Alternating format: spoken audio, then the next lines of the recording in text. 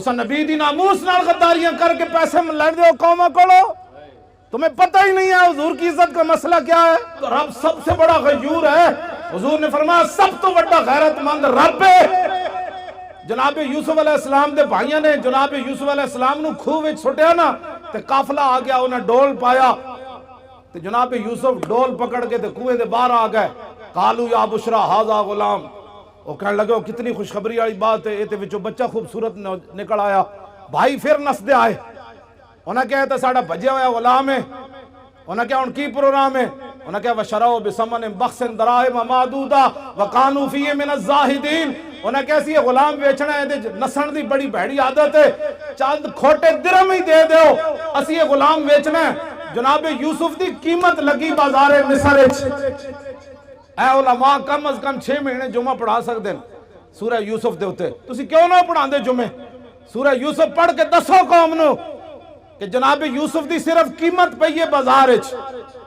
رب 7 سال قات لے آیا مصر وچ، 7 سال قات سالی آ گئی، دودھ پیندا بچہ بھی جدو جناب یوسف دے پیراں وچ وکیا نہیں سی نا، دودھ پیندا بچہ بھی جدو ماں پیو ویچ کے نہیں سننا گئے، اس وقت تا رب قات نہیں ہٹایا۔ رب اپنے نبیوں دی عزت دے بارے اتنا غیور ہے، وہ تو جناب یوسف ہے، اور امام الانبیاء کی بات تو ہے ہی نرالی۔ اسے زندگی نو کچھ نہیں کرنا، اسے زندگی نو حضرت خبیب بن عدی دی قبر ہے جی کدھر نشان، حضرت خبیب بن عدی صحابی رسول دی قبر دا نشان ہے۔ مشرکین مکہ نے آپ نو سولیوں تے بدھیا، پہلے سولیوں تے بن کے نا پھر انہاں پورے عرب نو بلایا، انہاں کیا امام الانبیاء دے غلامہ نے جدہ جدہ بندہ ماریا، جنہوں نقصان پہنچایا، ایک غلام قابو آ گیا خبیب بن عدی، اسی نو بند دیتا ہے سولیوں تے، آؤ تے تلواراں تے نیزے لے آؤ تے چھرے لے آؤ تے چاقو لے آؤ تے تیر لے آؤ، ایک بندے کوڑو تسی بدلہ لو، تسی سوچ سکتے ہو ایک بندے کوڑو کتنا بدلہ انہاں لے ہونا۔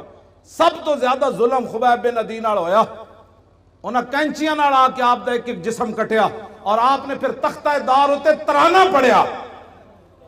مکہ تو حضور بہت بعد اچ فتح ہویا نا جی، آمنو جتھے مقام تنعیم ہے نا مسجد عائشہ، اس مقام ہوتے آپ نے تختہ دار جدو آپ دا جسم کٹ رہے سن نا، اور دوروں ہٹ کے نشانہ بن رہے سن، لو تا نہیں سی نا، خبیب بن عدی دا جسم تا انسان آڑا ہی سی نا، دوروں ہٹ کے انہاں دے نشانہ باز، دوروں ہٹ کے آپ تے تلوارہ نال آپ تے چھوڑے لا رہے سن، ایک ایک جسم نے ایک چھوڑے جو لکڑی دے چھوڑے لا دین، اینج لا رہے سن تے آپ اینجے تختہ دار ہوتے بدے ہوئے سن، تے آپ نے انہوں نے ویکھ کے فرمایا تم کیا سمجھتے ہو کہ میں نے جن کا کلمہ پڑھا ہے میں بے وفائی کر جاؤں گا؟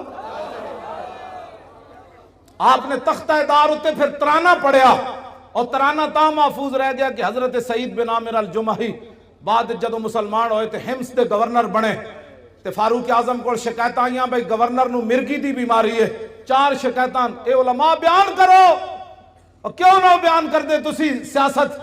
انہوں نے کہا رسول اللہ 10 سال خود سیاست کی تھی، ممبر تے بھی حضور ہی بیٹھے، تختوں تے بھی حضور ہی بیٹھے، عدالتہ بھی رسول اللہ دیا سن، بازارہ بھی حضور دا دین سی، کیوں نہیں تسی بیان کر دے؟ تو انہوں کمیٹیاں کہہ دیاں مولی صاحب تسی سیاست دان ہو گئے ہو، انہوں نے کہا جس نبی دا میں کلمہ پڑھیا ہو نبی نے سیاست کی تھی۔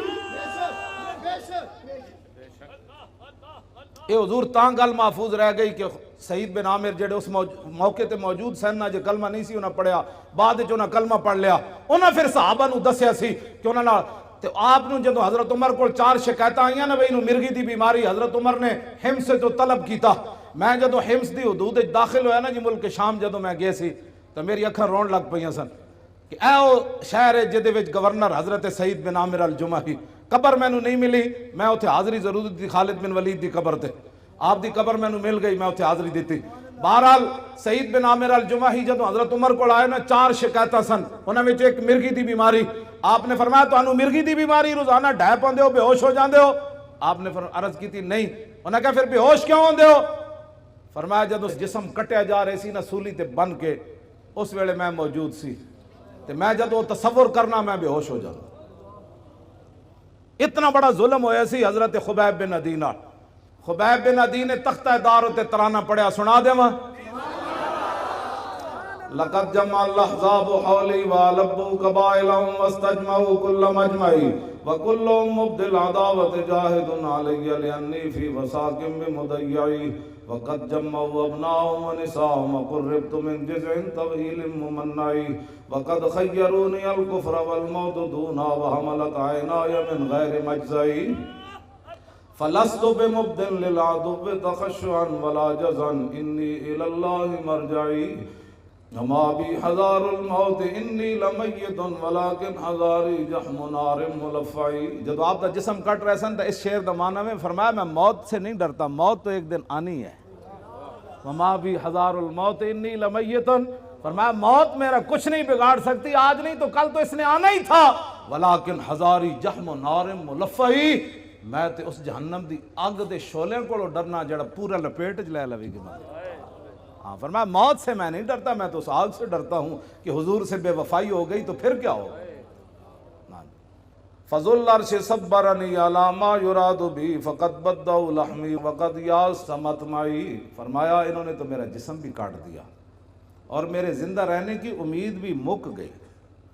ظاہر جسم جب کاٹا جا رہا تھا تو پھر آخر میں چہرے کو انہوں نے تلواریں ماری نا، پھر آخر میں ناک کان انہوں نے کاٹے، آنکھوں کے اندر پھر برچھے تو آخر میں ڈالے نا. انہوں نے کہا کہ انہوں نے تو میرا جسم کاٹ دیا، اب زندہ رہنے کی امید بھی ختم ہو گئی. آگے الاللہ اشکو غربتی ثم قربتی وما ارصد الاحزاب لی عند مسرعی. اب میری غریب الوطنی اور میرے اوپر جو ظلم ہو رہا ہے میں اس کی شکایت اپنے رب کی بارگاہ میں کر رہا. کیوں جی؟ آخر تو پھر کی فرمایا جدوں نہ جسم اپنوں ایتھے مارن لگ دے تو پھر زبان کٹنے دے قریب آئے نا، جدوں آپ دی زبان پھر انہیں کٹنے باہر کٹ کے زبان کٹن لگے، اس ویلے پھر آپ نے فرمایا فَلَسْتُ بَالِي حِينَ أُقْتَلُ مُسْلِمًا عَلَىٰ أَيِّ جَنبٍ كَانَ لِلَّهِ مَصْرَعِي وَذَلِكَ فِي ذَاتِ الْإِلَٰهِ وَإِن يَشَاء يُبَارِكْ عَلَىٰ أَوْصَالِ شِلْوٍ مُمَزَّعِي. فرمایا میری زبان کاٹنے کے بعد اب یہ خاموش ہو جائے گی. فرمایا سن لو، مجھے تمہاری اب زبان کاٹنے کے قریب آ گئے، مجھے اس بات کی کوئی پرواہ نہیں تم میری زبان کاٹنے لگے ہو، اس لیے کہ میں دنیا سے محمد عربی کا غلام بن کے جا رہا. ہاں جی توجہ جی. فرمایا یہ سب کچھ میں اللہ رسول کے لیے برداشت کر رہا ہوں. وَذَلِكَ فِي ذَاتِ الْإِلَٰهِ وَإِن يَشَاء يُبَارِكْ عَلَىٰ أَوْصَالِ شِلْوٍ مُمَزَّعِي. فرمایا میرا جسم کاٹ کر تم تاڑیاں مار رہے ہو کہ ہم نے حضور کے غلام سے بدلہ لے لیا. فرمایا جس رب کے لیے میں نے یہ اذیتیں برداشت کی ہے نا، میرا رب قادر ہے میرے کٹے ہوئے جسم کو پھر جوڑ دے گا ایسے کر کے. بس یہ اسلام ہے.